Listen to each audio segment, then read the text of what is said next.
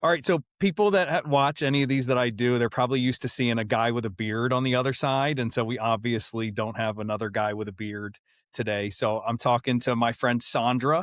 I met Sondra because Gretchen had mentioned kind of following. I'm talking about you like you're not sitting right in front of me. So I met you Yep. because Gretchen expressed interest in attending your tracking clinic when we were preparing. This is for last year when we were preparing our dogs for the VGP test.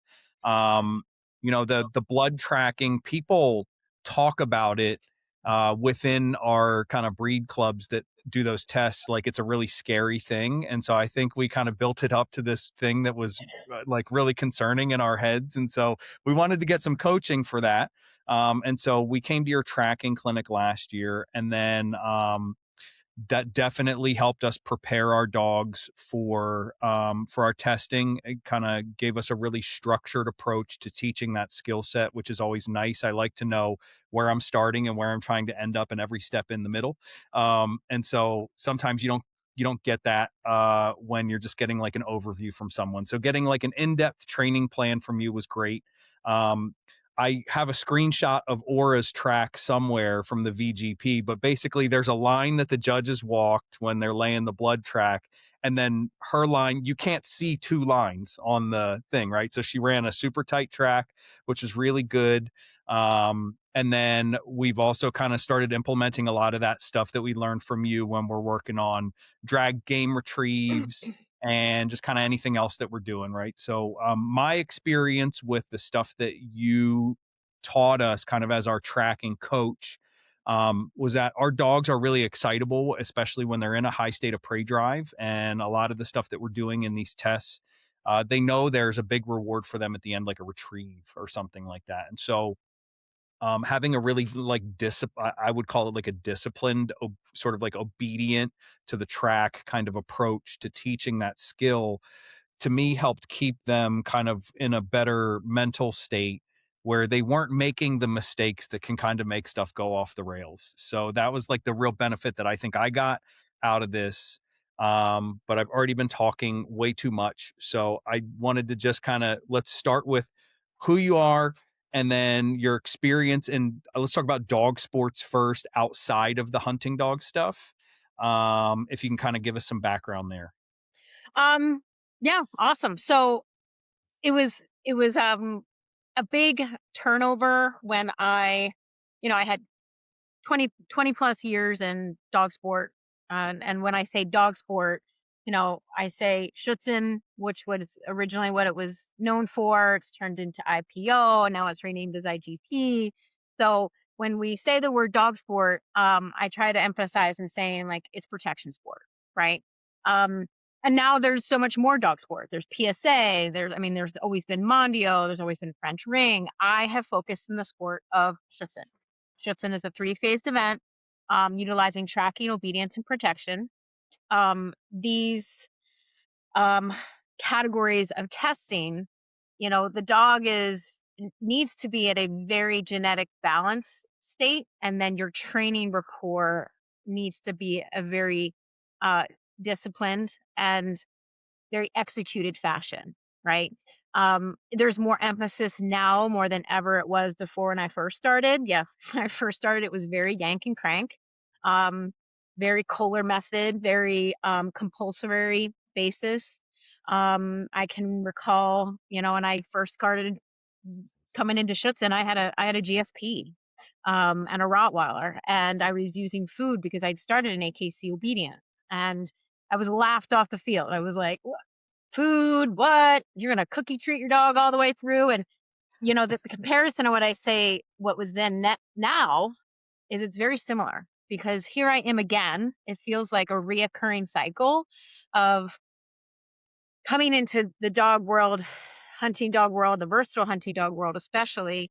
I see a very behind catching up because you see more hunting dog people getting connected with dog sport base and the new language and the new I don't want to say new, but it's a very evolved version now of dog training, understanding animal, period. So, when I started dog sport, I had already alternate breeds. I didn't even start with a German Shepherd. Um, and even then when I got my Shepherd and I started doing more regional events, and my Malinois, and I've done multiple German Shepherds, multiple breeds, and I'm most known for alternate breeds. My American Bulldog, my Malinois, who I qualified for the working World Tracking Dog Championship in 2017, where I represented the U.S.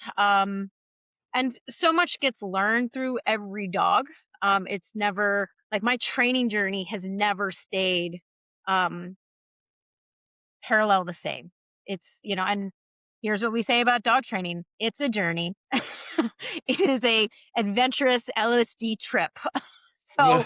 So, you better be ready to like fall, get up, try again, and here's to say, I mean, I love it when people that have even trained with me, I encourage people like go train at, another group, right?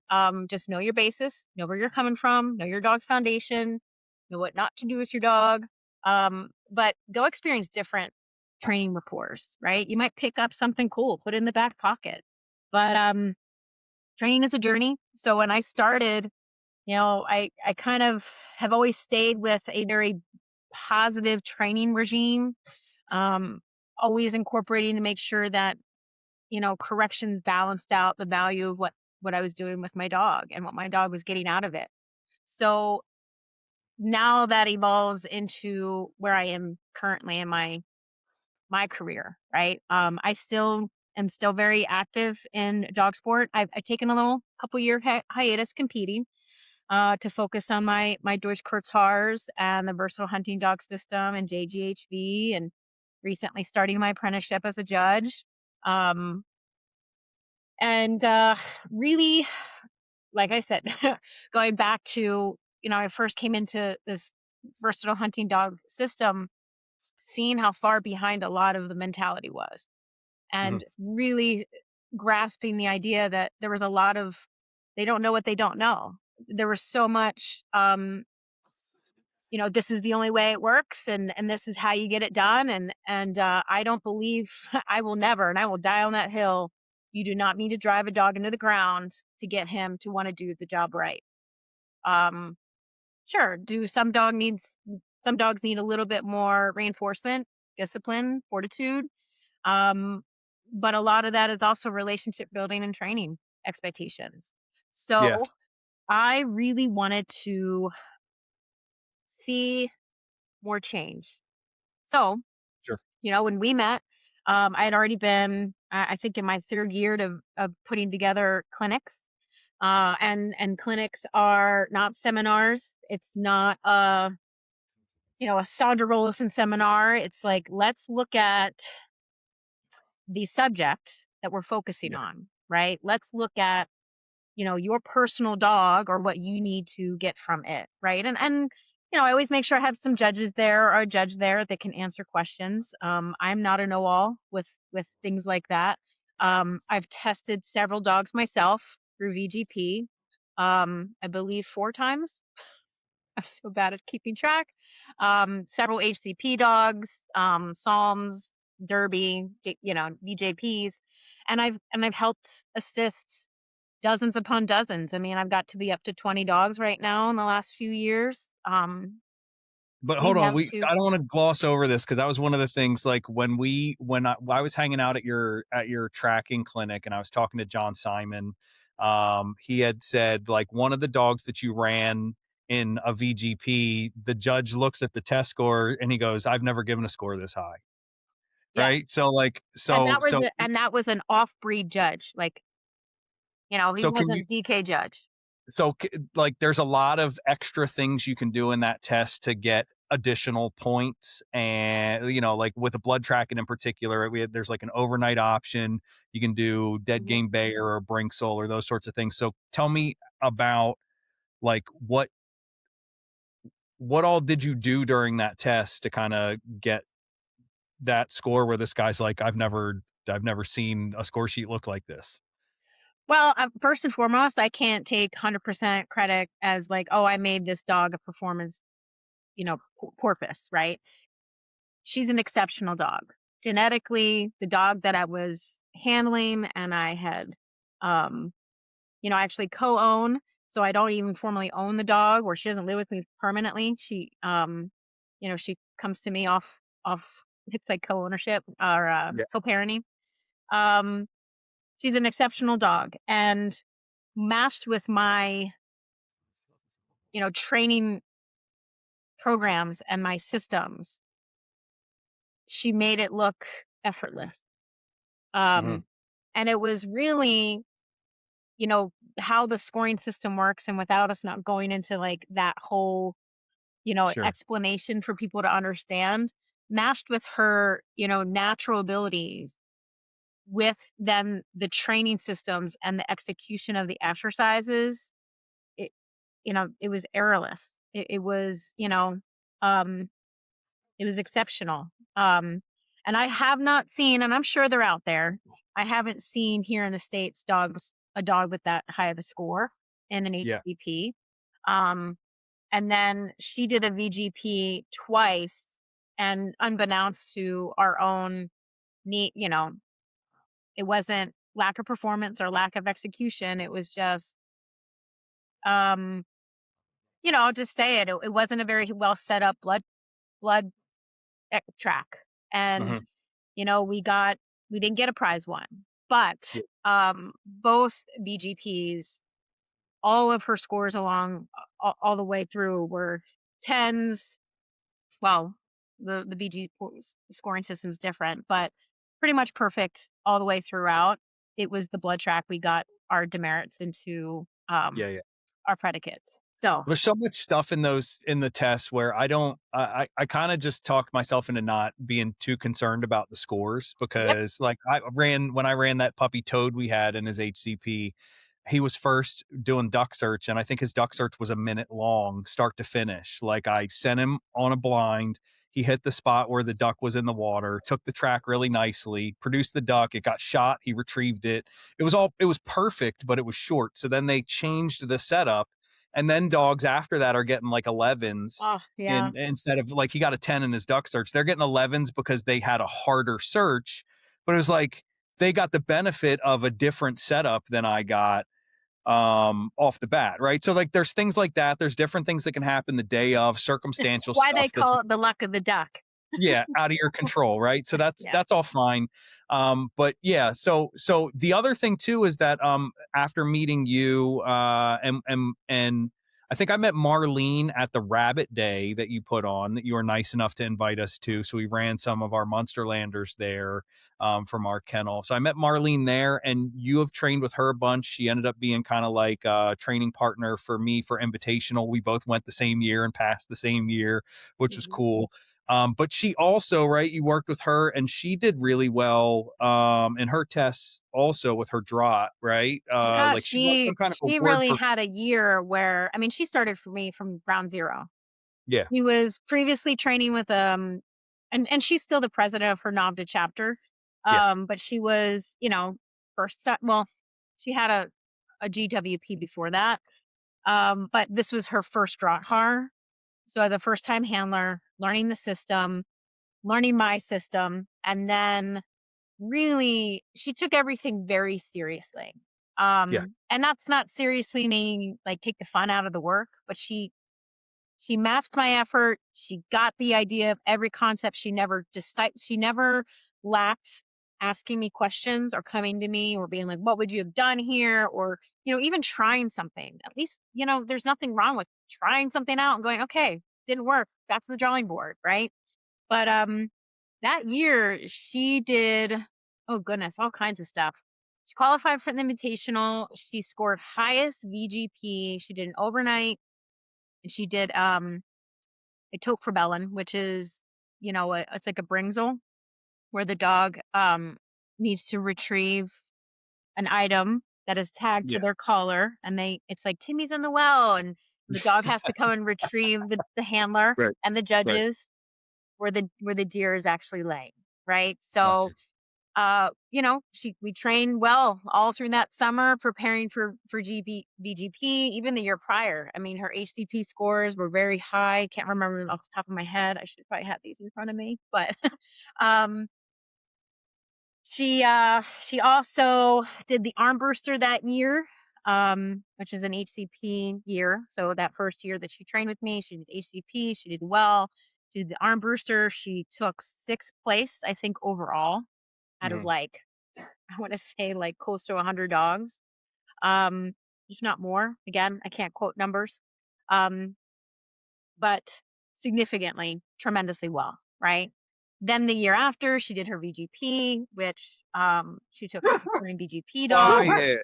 in the Atlantic chapter. She also, there was another award that she got through the GNA.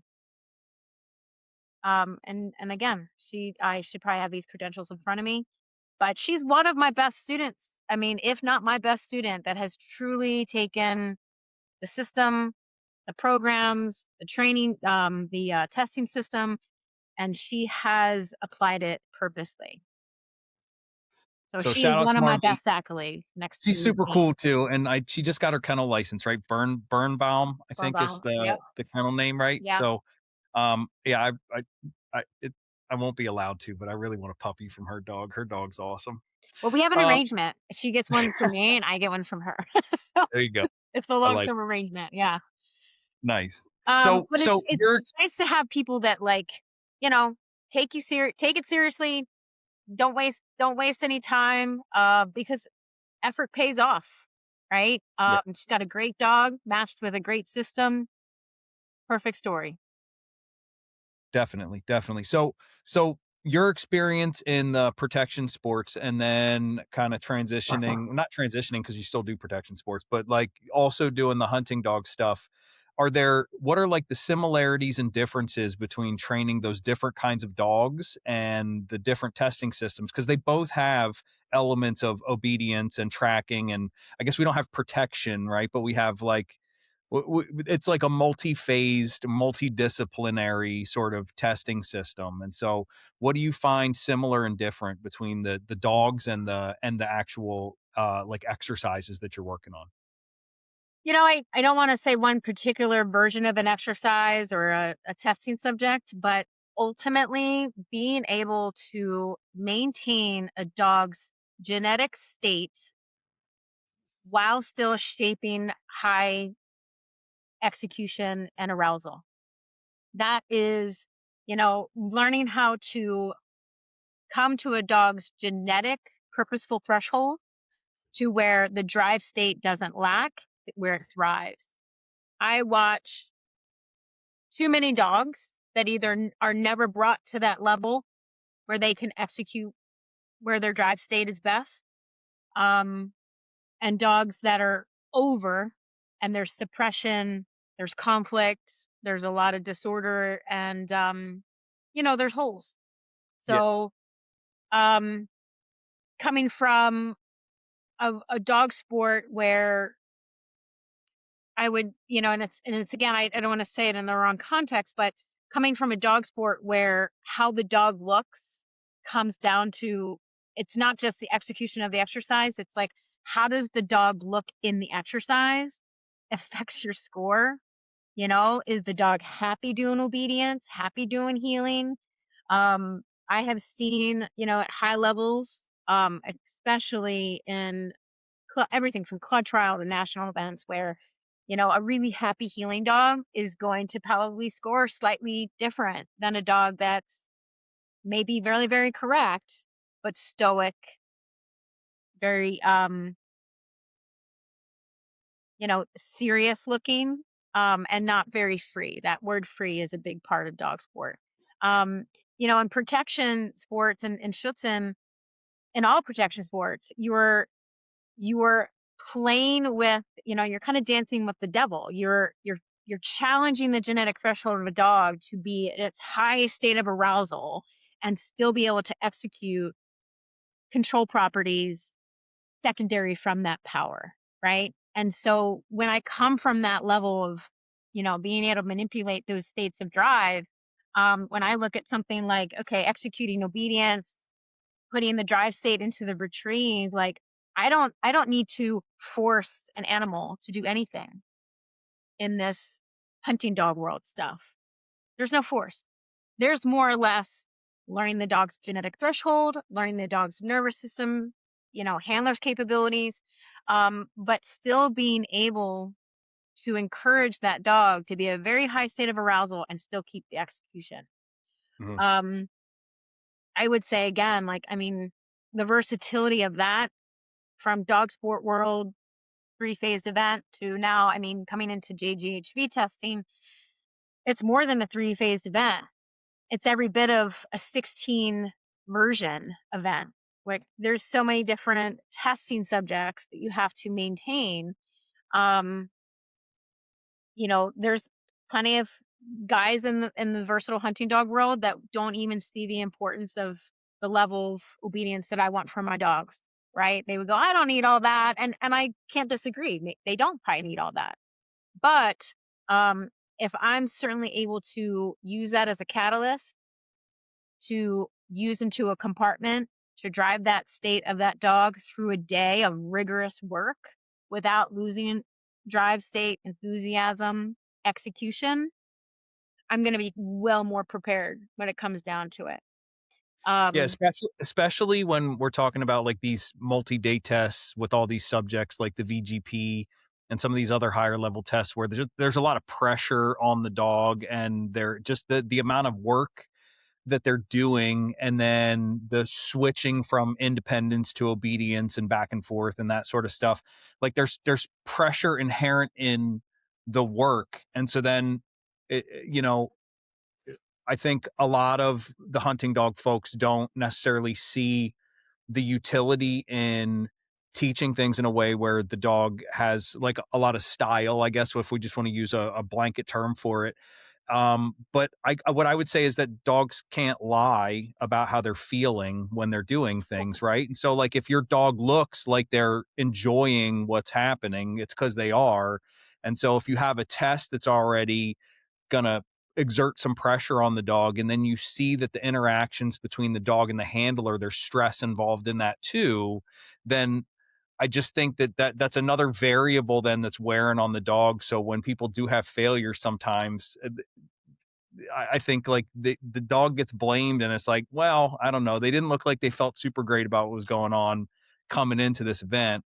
And then the other thing that you said that I really just wanted to kind of tease apart a little bit more was, um, that you're trying to kind of have this dog operating at their peak sort of genetic thresholds. And so like they have all this drive and all this capability. And what you see in some dogs and with some handlers is they're able to preserve all of that, but then it costs them control. They don't really have the control that they need, or the dog doesn't have the self control that they need to successfully complete these exercises the way they're supposed to. And then the other side, sometimes you have dogs that need to get built up more, or they show up at a test or something and they look like they're afraid to make mistakes.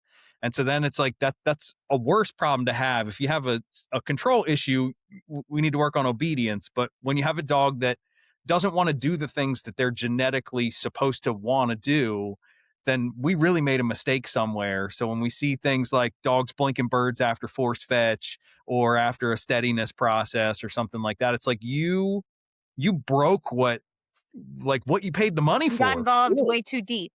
Yeah. Usually a human got involved too much. Yeah. Yeah. Yeah. Yeah. I mean, dog training is I always revolve around the version of you have paint on a palette with a dog and you need to learn how to paint the right picture for your dog. Like with the colors that you've been given. Every dog has colors that they've been given genetically, and then you're a big component to that masterpiece. So, you can have a really genetically gifted dog with a really terrible handler, and as long as your program and your system is appropriate, that handler won't even look like it's terrible, right? Um, and a lot of times that's what I thrive in is teaching people how to like handle their dogs better, um, teaching them how to be a little bit cleaner. I mean, there's a lot of, like you said, there's a lot of pressure in these tests, and it's not just pressure on the dog. I mean, it's pressure on the people. And a lot of these, going back to the difference between dog sport and this JGHV, the versatile hunting dog system, there's so much about dog sport where we can take our time. There's no age limit. I mean, other than getting a BH, no younger than 15 months old, which is actually rather mature for a young dog to get an obedience entry title. And that's all it is. There's people out there that claim I have a Schutzen title on my dog. No, it's a BH. It's an entry level BH obedience title, temperament evaluation. Anything beyond that is a Schutzen title. But JGHV, the German system, there is sometimes I get really young mental dogs. They're not nearly mature. And, there's some advantage. I can understand, talking to some Germans and understanding where they're coming from. We're trying to weed out the weak, right? But are we really, right? Like I could go into that and say, there's some Europeans where they feel the same way. They're like, there's times where I've met dogs that never went through the testing system. I met them at 2 years old, and those dogs are mentally, physically mature. They're phenomenal. But when they were, everywhere a bit of a year old, where they would do their VJP or do their derby, some of those dogs are like, two brain cells playing freeze tag. And, there's plenty of times where I think to myself, man, this dog is going through this training system. And there's times where not going to falsify it. There's dogs that need to get some pressure um, to bridge them through some of their genetic and some age appropriate, immaturity that, it's a little bit of a disadvantage, right? Where there's a plus to that. You have a really young dog going through the testing system, they go really well, but necessarily there's plenty of dogs out there that don't do really well because they're mentally not mature. They're not mentally ready for this version of testing, but it doesn't mean that they're not genetically purposeful and they're not genetically exceptional once they get some experience under their belt. Because I've seen that so much, and that's why sometimes I don't even look at test scores. I'm like, let's go hunting with your dog. Like, Sure. let me spend a couple days with him, especially when I'm deciding a stud dog. I love let me just play with him a little bit, because there's a lot I can see from how that dog engages with a stranger, um, to how that dog plays, to how he hunts. Um, so there's some uncomparables there with dog sport versus this German system, and um, evaluating really young dogs versus being able to take your time with a dog, not be pressured to have to go into a trial or a test with a really young brain, Yeah. right? Yeah.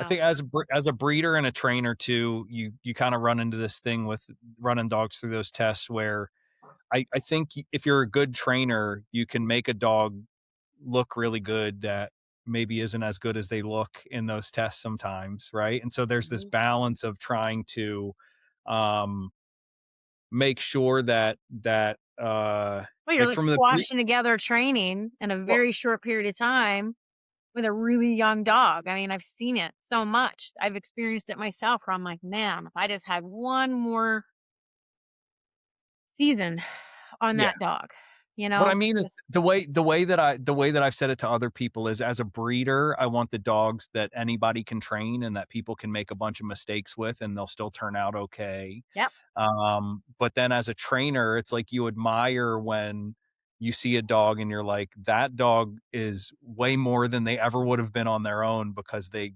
the person working with them really took the time to understand them and yeah, to like create a training plan for them that was the right thing for that dog. And so it's like you kind of just admire different things when you're looking at it with a different eye. yeah. Um, the the other thing that you touched on it a little while ago that I wanted to talk about is half the reason we're having this conversation today is because we're doing these clinics together. And I wanted to talk about sort of the difference between everybody can have their own definitions for stuff, but when we say like a seminar versus a clinic, what the difference is. And so my like very high level summary, and then I'll let you kind of dig in detail for the different ones we're doing and kind of what like what's being covered there. Is when we do a seminar, it's like a high level overview. It's just enough to get somebody started and to plant a seed in their head about how to train. And then when we talk about clinics, we're kind of doing deep dives on specific subjects. This way, you're working on the same skill set for multiple days in a row. And that lets people hit what the term that you use that I love is like they hit saturation, right? So like they get enough practice over enough time, and then with breaks in between, right? Like you go back, you go to sleep, your dog gets to rest for a while, gets put up, but you get a lot of repetition in a short period of time, and it really helps the handler and the dog have a leave from the end of a weekend long clinic with a really good understanding of what they're doing and then a solid training plan moving forward. So can you break down what that looks like for each of these different clinics, like kind of what you're trying, what your goals are for people and their dogs for these different Yeah. subjects?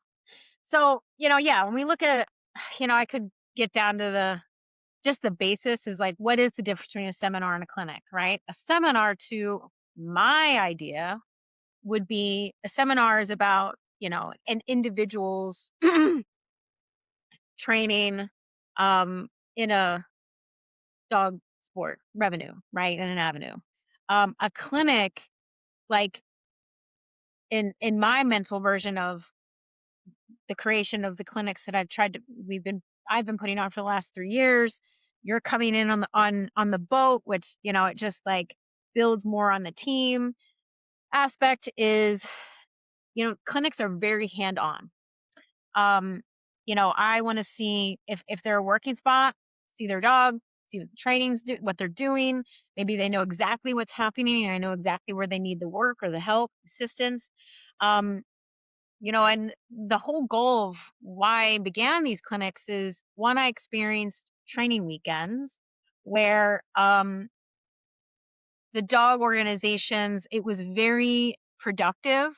But what I noticed is there was like so many people at so many different subjects that, there wasn't like an intensifier, right?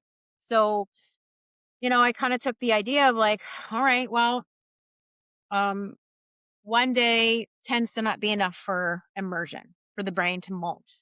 2 days, you start to get a grasp because, like, the first day is really about context, application, theory, um, the understanding of like where is your training language based, right? Skill sets, things like that. Second day, you start hitting into a little bit more of like the core wound. And, by the third day, you start feeling a little bit of healing. And you get a foothold of like, okay, where am I going with this with my dog? And um I've had plenty of reviews where people kind of either pull me aside or someone else gets the review from so and so, and they're like, yeah, by day 3 I got where I was going. And each clinic is based on an immersive subject, right? So what tends to really need the most work is obedience, retrieves, the mental part of the game is what I would call it. Um, and then subsidiary towards that, you have your tracking and forest, which we ended up in the years past, I was separating that, just forest weekend and then tracking weekend. And what I found is a lot of my tracking stuff was forest based, other than some dog sport people that were, we were tracking in more shorter grass and field like situations, because in dog sport it's very much about accuracy and tracking. Um, Whereas my experience in this JGHV stuff is, yes, it's about accuracy. They want to see accuracy, but they don't want to see what we score in dog sport, which is footstep to footstep. There is no head checks. There is no swirling around on that track to reconnect to the track, is what we call it. Um, so that's where, the tracking, the forest, we just ended up combining it. And then we were able to execute a lot more individualization there, especially with the JGHV VGP. Um, the water clinics are very much about getting saturation on one of basis of water, right? A lot of people, they might go one day and get like one duck search, right? Um, and at a certain point, like you can't just keep training on the same water. But the idea is like there's some dogs that struggle just getting in the water for the first time. Well, imagine getting the second day to do it again. 2 rounds Right. a day, 2 days in a row, let alone 3 days. That dog, by the time it leaves the weekend, is rooster tailing off the bank because Yeah, it's yeah, yeah, so motivated. It's been yeah. built, it's been thrived, it's been, and it's not like, "Oh, I don't know how he's gonna be at this water." No, we're gonna make sure he's good at this water, and then you Right. move on to another piece of water, and you make sure he's really good at that water, and everybody kind of, again, the whole basis of doing clinics are very hands-on. You get to get pulled aside, work on a subject, work on nobody really, and everybody gets to watch. Everyone's so involved in it. From learning how to prep your ducks, right? There's so many things and intricacies that go along versus like a seminar.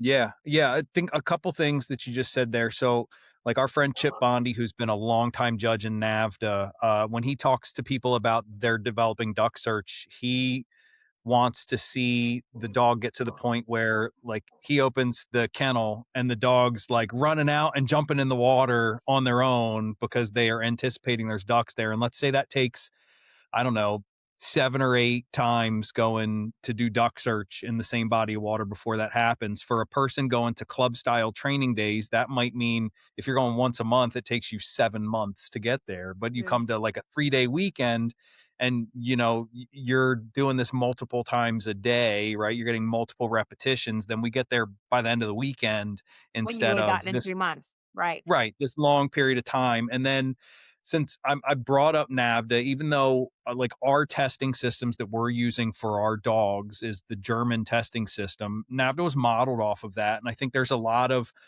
important overlap that people don't understand or don't think about, when they're deciding how they're gonna train, right? So, like, a common thing that we see when we go to club training days is test exercises get set up for whatever system those people are in, and then they just kind of run dogs through them and hope for the best. And what I would say is a lot of my success at like the invitational, I think, comes from the work that we were doing preparing for VGP, right? So, like, we have a forest exercise called the driven hunt, which has a lot of people walking around and making a bunch of noise and shooting guns, and you have all the dogs holding down stays in a line. And then what's supposed to happen there is nothing. Your dog is not supposed to move. They're not supposed to vocalize. They're not supposed to do anything while all this is going on. It's mimicking a driven hunt where the dog may need to recover game afterwards, but shouldn't be involved in it otherwise, right? And so where you see people fail on that test exercise is the dog next to my dog breaks and goes to run to see what all the commotion is about. And then my dog breaks because that other dog ran. And so that's an obedience thing that we need to work on. And then what do you see at the NAVDA Invitational? A whole bunch of people do the honor by the blind, which is a marked retrieve in the water, and then another dog gets sent to go pick up that retrieve and then comes back, and your dog has to hold a sit, stand, or down stay while they do that. And a bunch of people fail on that exercise every year, and it's because they don't proof those things. So, what did we do when we were prepping for the driven hunt? I was having dogs getting sent for retrieves where they were jumping right over top of my dog. I'm having them come back. Random obedience, Yeah. random stuff. And that's the whole when I go back to like challenging the threshold, right? Um there's not enough experience in training days, and it's not to say just NAVDA days, or it's just there's a bunch of people that don't have a system. They're Mhm. weekend trainers, they're weekend novices. Um, and I get it. It's a volunteer weekend. Yeah. That's what it is. It's a bunch of volunteers that, and that's not saying they haven't, because I get this argument a lot where people are like, I've had dogs all my life. I've done so and so how many UTs on a dog. There's no discredit to that value or what they've done with their dogs, but they just don't have the experience to be able to help all dogs. or to be able to say, okay, we need to approach all these things systematically so that the dog has an understanding of what we're trying to generalize. What you Yeah, you could did have is you generalized obedience and you pushed the level threshold. So a steady by blind was easy. Yeah, Most people what have you're done saying that there is basically like what a lot of you can have success with an inefficient training system, but it's going to take you a lot way longer. longer. So when you know how to set these things up so that you like know that you have a couple categories of things you have to proof against, right? You have things that the dog would really like to do more than what you're asking them to do, and Mhm. then you have situations where your dog maybe is trying to avoid certain situations or tasks or whatever the case may be, right? We have like if you can categorize those things and come up with a plan for proofing, then that goes a lot faster. I just remember like some of my early experiences with clubs. The first time I went to a NAVTA training day, my draught was she was a puppy. She was probably 8 or 9 weeks old, and they have her on a leash attached to her collar, and they're holding a chucker in front of her face. And then every time she leaned in to sniff it, they would give her a big leash correction backwards. And I'm looking at them like, okay, I need somebody to explain this to me. And the only explanation I got was I have 4 master hunters. And that was the last time that I went to a NAVTA training day for probably like 4 or 5 years. Right. So like that was my first experience there. And then I went to a training day with her with the drop club, and and I had a guy tell me when I was getting ready to do water work and I had an e-collar on my dog. He said, "You should take that off because Oh, you can't use it on the test." yeah. And it's like, that's the dumbest fucking thing I've ever heard in my life. We're not Mm. in the test right now, and the whole point of training is Yeah, you for can't be you using that to collar or test, so, you gotta right, train without it and see what the no, dude, no, stay consistent. My motto to that is and I love it because one of my buddies, he's like, "You had the greatest response when somebody asked you, you can't train with the collar on the dog or you can't use food with the right, dog in tests." And my ultimate answer to that was, at what point do I not, other than testing day, at what point do I not want to be able to reinforce my dog? right, To be consistent, right? right. So the dog sees who you are almost every day. And that 1% is going to be trial day. But again, Yeah, part of baiting equipment, baiting rewards is most people don't understand. It's not that I'm holding my dog ransom because of an equipment that's on the dog, and I'm not holding my dog ransom because of what I'm offering him in my pocket. The dog is hardly highly proofed. I'm not dependent on a piece of equipment. I'm not dependent on food. Um, I loved it at training days, like where there were guys who were like, "Oh, you're gonna have to put that electric collar off because the frequency in the water is going to be so much more." yeah, Okay, maybe 40 years ago, electric collars were probably a lot more hot when they hit water, but, yeah, I'm sorry, there's a really far behind mentality there that, yeah, they're limiting themselves on the water, right? Like, right, we have these tools, let's use them, and it's not to, like, blast the dog to space, it's to communicate, right? Sometimes all I gotta do is vibrate my dog's like, "Whoop, okay, I need to change direction." Um, yeah, my first experiences with training days were everything from, and it's not naming one organization, but I just can remember showing up with my DKs and, right away they were like, "Oh, you have those big loud German dogs." Right? Or I was using food in the field and I remember they were like, I don't know, 6 months old, 7 months old. They were already pretty staunch on birds and, where I could walk up and stabilize my puppy. They'd flush the bird, they'd shoot it. My puppy was even going to retrieve it naturally and I was using food, right? So if I whistled my puppy changed direction and came running to me, I reward him with food. And I can remember leaving that bird field for the first time and I had a really, and it's very still respected in my mind. Um, how I think he's a judge and handler and tester, and he was like, are you using food in the bird field? And I was like, "Mm, yeah, yeah."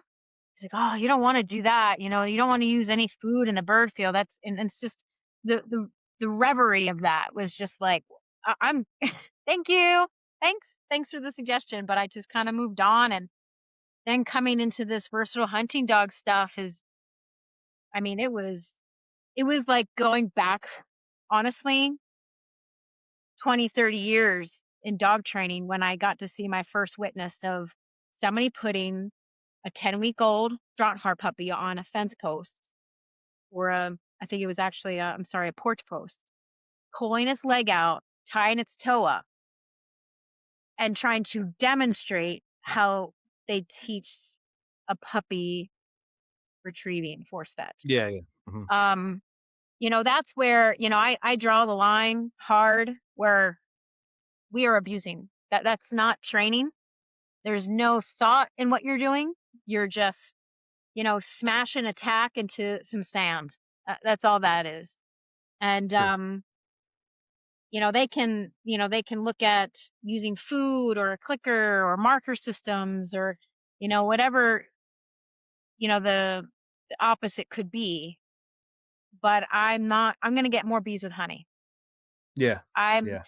to use vinegar to get bees is just it to me. Why would we correct an animal that wants to do something, right? Right. Why are we creating a conflict with an exercise an animal actually wants to do, right? Right. um So that's where I took my step aside and I was like, okay, this I'm not going to be met with great.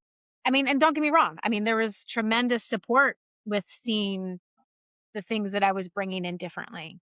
But there Yeah. was also a lot of opposition because it Yeah. was changing the status quo. It was what? What do you mean you're using food and you're not smashing it into the ground and making it scream or you know um and it's again, everybody can argue and say, "Well, it works." No one says it didn't. But I Right. just know how I feel and how my Sure. dog feels when I'm not fighting a genetic coding. Yeah. Yeah. I don't Yeah. need to fight genetic coding. Yeah. I'm looking for a lot more One of the things participation. one of the things you were talking about there where you're like, I don't wanna be correcting dogs for things like that they That they wanna want to do, do. right? Why why Right, are and we so why are we correcting them when they actually want to do it? yeah, Connie Cleveland, who is Pat Nolan's wife, I think she's got, like, 6 amateur field trial champions that also are Och dogs in Mhm. AKC obedience. So she talks about the difference between like disobedience and effort errors, right? Like a lot of times dogs are trying really hard to do the right thing and they make a mistake, right? And how those need to be handled differently than the dog going like, yeah, I heard what you said and I'm not going to do it. And Yeah. so I think that yeah, there's some nuance that can be lacking there sometimes if people don't have enough experience or an eye to be able to tell the difference between those things for sure. Um, and then yeah, and then one of the things that I'd brought up, I was I was making the suggestion at an annual meeting one time for one of our groups that like maybe we shouldn't be able to hear dogs like screaming and yelping from the parking lot when we train in a public space that like other people are going to walk by and Well, frequent it all doesn't the even time. need to be in a public place. A lot of these things I'm just happen at private places. yes, but particularly when there's people that have no idea what's going on and they can Yeah, hear and get the dog yelping as they drive by, like, maybe that's not the best. yeah. And so and, like, yeah, just, there's certain stuff that for me at this point, I'm just, like, I find untenable, and I'm just not gonna kinda tolerate No, it's in unpalatable, it's the way that unrealistic, yeah, um, yeah. and I will and that's where I always ask people, it's like, "Tell me about how you taught your retreat," right? Yeah, Did you get right into, like, a consequence, or try to shape did you try to encourage and there's a lot of people still using the word force fetch in their language, and that's the problem is they're using the wrong language. If your first step is to create an application of negative, you're forcing. If your first application is to create something that has some participation, has some value, then you're training. Um, mm, and I do believe that there needs to be a little bit more clarity on the language utilized because it's going to let people understand the difference more. yeah, Um, if we're using the word in a different context, then we're not truly being honest about how we're going about it, right? yeah. Because it's an old context. Yeah, well, and you said earlier in the conversation, that like, it's not that there's not a place for corrections or Mhm. for compulsion and training, but that, you know, it, the purpose of that stuff for us is to get dogs to be compliant with what we're asking them to do when they're choosing to be willfully disobedient. And then there's, you know, teaching somebody something while you're like twisting their arm as they try to figure it out is probably going to be pretty stressful for them, and maybe not create the most enjoyable learning experience. And so I think that, just we try to talk about separating conceptual understanding, like teach the dog what they're supposed to do, and then you can teach them that they have to do it. And there has to be like a process for doing that.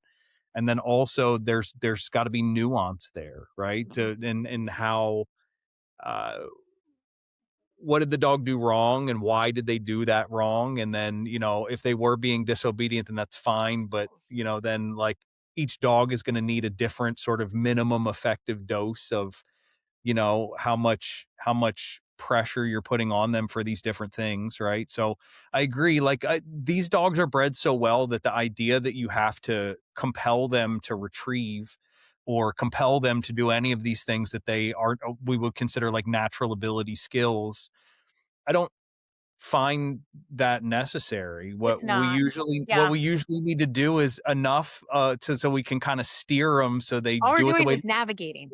That's Or all we're sometimes you doing. say like, Yeah. "Hey, you can't do that right now, you need to do this right now instead," right? Those sorts of Yeah. things. So we're steering, right, a Mhm. little bit, and that's I think the difference in philosophy for these things is some people still are feeling like they have to break a Well, dog. and the horse world has experienced the same, I would say, evolutionary process. There's still very large version of inappropriate abuse that goes on in all animal kingdoms, like all of it, Yeah, from not just dog sport, right? There's still plenty of versions of people that still want to do, their version of how they feel and believe that how things need to be done. Um, the all that I want to keep advocating for is I'd rather teach an animal what I want, proof it so that I'm not needing to do much correction, right? right. Um, and I have an animal that actually truly wants to participate. Um, and there's lots of nuances to that, right? There's dogs that at home get away with a lot, get away with murder. Then there's a lot of manipulation there. The dogs learn in other ways. I mean, I really look and I dive deep into dogs and how they live with their people because that will be reflective to how they are in school, right? Mhm. Just like little kids. Um, yeah, I mean, I think that the version of, believing that they have to break an animal, force an animal, it's becoming less and less attractive. Let's just say Sure. people are starting to smarten up. They're starting to kind of go, oh, there's a little something here that is different. Or I'm getting, again, they watch somebody else train and they go, there's something here. And they start kind of looking into things. Um, I love hearing that people are like, "Oh yeah, I found a dog sport person right near me, and I started going to their club and learning better obedience, and like right there, they're they're now changing their world too, Yeah. right? So, and then the more people that kind of change that, the more versions of training are going to come into this realm. Yeah, yeah, definitely.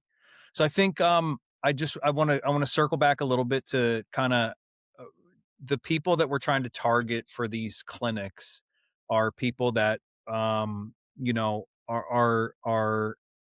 are not necessarily, even they don't have to have hunting dogs, right? Because these skill sets exist for like all dogs and in a variety of sports. Like we're trying really hard to get a sport search and rescue kind of club off the ground where we are. I have another friend coming that's involved in that stuff who has a similar experience. Maybe she would be more charitable, but my experience watching from the outside, right, seeing her train, kind of same thing that you experienced where people are looking at her like she's doing things the wrong way.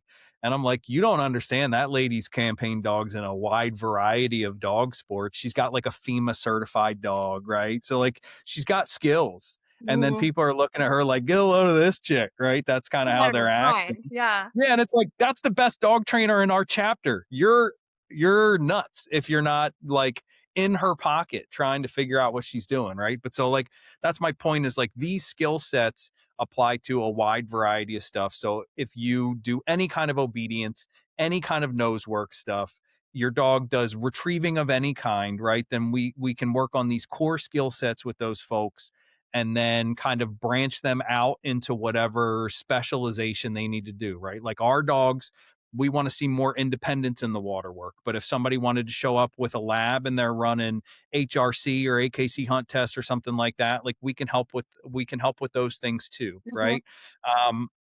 And so, like, whatever those folks are interested in doing, then we can help them. And I think the way that people should look at these things is you come to one of these clinics, and what you're getting there is you and your dog get saturated in an approach to teaching these things.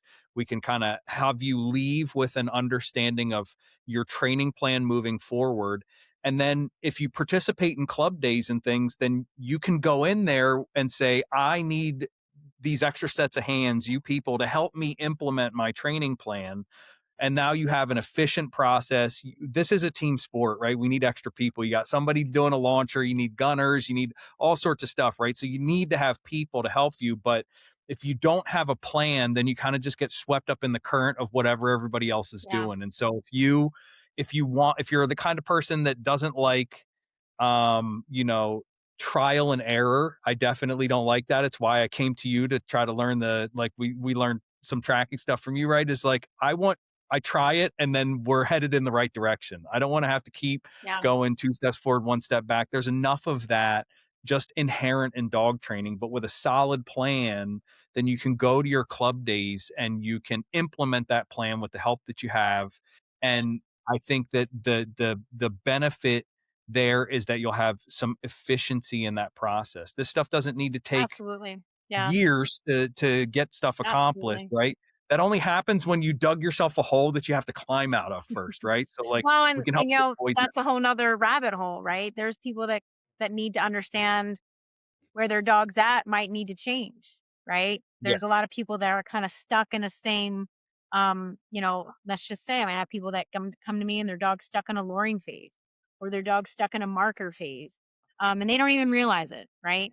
Um, the whole basis of these clinics, yes, is to be able to take a collaboration of training. It can be whatever basis that they started off on, right? I've seen it all. I can understand where the dog has started, where they're coming from, how they need to evolve that, um, so that they have some type of plan, so they can navigate going forward, so that they're, and even if they don't, if they've come from states away, right, they can go home. They have an implementation that they can utilize, whether it be from, I mean, we say it all the time in dog sport, it takes a village. I mean, look how right. many times we got together for all you guys getting ready for invitational. Mhm. Um, I can, we lose track, right? We just kind of go, hey, we got to get together this weekend, twice last week, this one this week. And sometimes I don't think people realize that it's not about just you and the dog. It's about what are the things around you that are affecting you and the dog. Sometimes I've had some client, some people in the club that I said, what is your chapter actually providing to you? Is it creating more confusion? Because sometimes people don't have the mental fortitude to be able to go to their training days, know how to implement their plan because everyone around them has their own. Yeah, they get peer pressured into doing And stuff. then they're just like, "I don't get anything done." And I'm like, Yeah. "Well, Yeah. then, there's nothing wrong with saying, well, maybe you need to take a little break from that so that you Sure. can get your basis, get your system, get your platform done, and then when you go back to a training day, everyone's like, "Where you been? What you been doing?" Because it's looking different, right? Yeah. So, I think these clinics, I mean, they kind of utilize, give people one, the support, the mental direction that they really need. Um, and, kind of like, I'm like fumbling with my words a little bit here, but most people don't realize that they've not done anything wrong. Like some people come to my clinics and they think they've got all of it wrong. Like no, like I can start right where you are right now, and we can make it tremendously different, right? You Yeah. can just you guys coming with the tracking program that I have. As soon as you understood the principles, you went right to work with it, Yeah. Yeah. right, with what you Like, already had. we're like right at an hour, so I just want to we'll do like the hard sales pitch now. So like we have these we have 4 clinics coming up, right? The first one is obedience and retrieves, Hmm. right? So obviously obedience is the foundation of all of this work, right? Yeah. And I think that the important thing for people to remember is obedience is building a language and a way to kind of communicate what you need your dog to do in different situations. I use obedience commands to handle my dog through exercises so that I teach them how I want them to do those things. And then those chains of behavior eventually become habit, and then I don't have to tell them what to do, right? So like that's our process there, and then kind of working on helping people with their process of teaching a trained retrieve. And we've tried to make it clear, like, I don't care if you have a puppy or if you have an adult dog, like we can start working on retrieving at 8 weeks old Yeah, if we wherever want they're to, at. Hmm. because our approach doesn't it doesn't need pressure to start dogs, right? If we're Hmm. shaping that stuff, then you can do that with any dog of any age, without any issues, right? So that's the first one. I think that that's applicable, obviously, to everybody. The tracking and forest one, I think if I can make a really hard sell for this is, I think your tracking program is fantastic. It's worked really well for us. And then all of the forest work for people that are like, I have a NAVDA dog. I don't do JGHV stuff, so why would I need any of that forest stuff that only shows up in a VGP test? It's because if you're prepping for the NAVDA utility test, you're going to do drags, right? Which are part of the stuff that we definitely cover there. Hmm. If you are preparing for the NAVDA utility test or you're preparing for invitational, then you're going to have places where you need to proof your obedience, not just your dog's good at the exercise, but that your dog is prepared for all the weird shit that can happen. And so you don't, the invitational costs like $600 to go to. And I'll be damned if I'm going to fail that test because my dog broke when another dog got sent for a retrieve. Right. Yeah, So, that's like, silly. the proofing of those exercises and the fact that we're going to do things that are similar but different to the exercises that those people have to do on Well, you their just get to test. generalize and diversify your obedience. That's the point, right? That's the point I'm Hmm. trying to make, is that you're going to see how proofing these exercises where we do stuff a little bit different each time and the environment changes, right? That generalization and proofing is one of the Hmm. biggest things that I see missing from the club style training days. It's just we set up our test exercise in the same place, the exact same way every Too time, and robotic. that's Yeah. one Yep. little hair out of place and it all falls apart, and Yep. that's because there's not enough work done on generalization and Mhm. proofing. Then we have the Upland one in May. That's going to be down at our training grounds at Central Penn Yep. Sporting Clays. So I'm super excited about that one, to get to host you guys down there. And And that's then cool that, because that appeals to anyone, right? The yeah. basic hunter, the testing person, um, even really well finished dogs. We've had like 7, 8-year-old dogs there that just want to get better skills. So, And yeah, same thing, it's all gonna, like all yeah, all ages and experience levels. So a puppy that's never seen birds before, yeah. all the way up to if you need to have steady through shot and fall, if you want to do brace work, right? We can do all of that sort of stuff. We can help with all levels of that sort of stuff. And then our last one is the water clinic, The grand which is, finale. yeah, right. So, like, in our testing system, we have some blind retrieving, we have duck search, right? So we have these things that are very similar to the work that anybody would do with NAVDA related stuff too, Mhm. right? And then even if you have a dog of a different type that does water work, Like most of the I mean, problems that we see people have manual are in their people, fundamental. they have a water test, they and their HRC. Um, Yes. the lab guys that come out, I mean, they have a different need from their dogs, Yeah. but the overall premise is the same, Yep.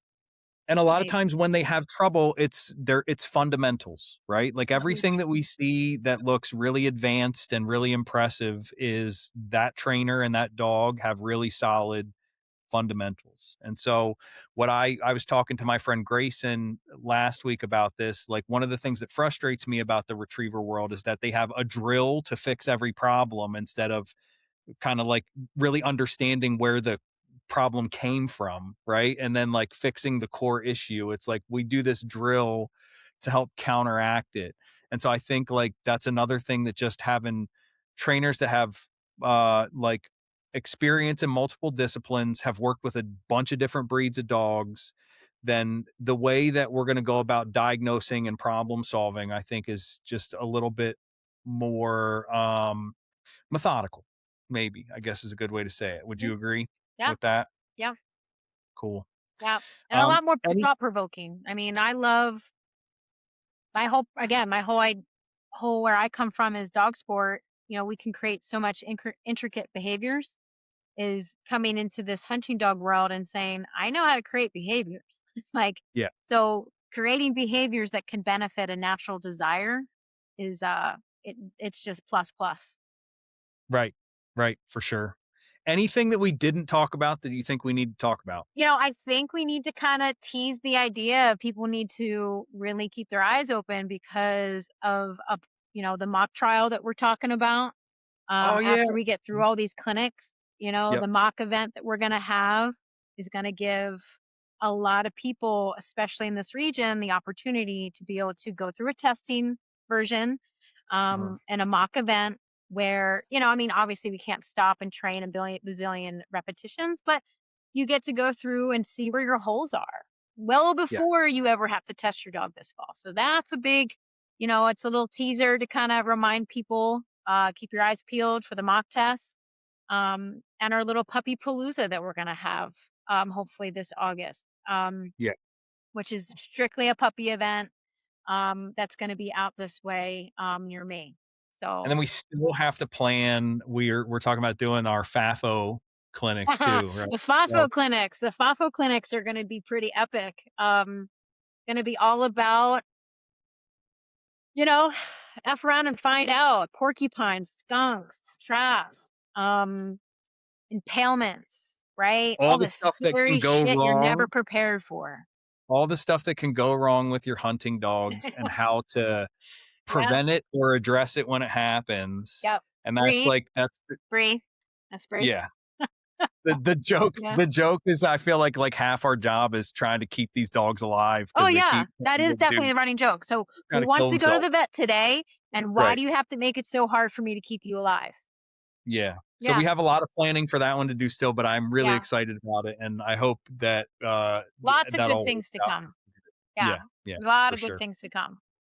So yeah, Cool. awesome. This is Thank you, fantastic. Sondra. We're just so happy we met you, and I said something the other day that, like, having a small group of, like, trainer friends now that kinda all think similarly and, Collaborate, like, I think bounce yeah, off each it's just other. it's so nice to, Tell like, me when find I your could do people. it better. Tell me how, yeah, yeah. Yeah, It's so cool. productive and it's invigorating for me, honestly. I agree. Thanks, Sondra. Thank you. Have a great day. Bye.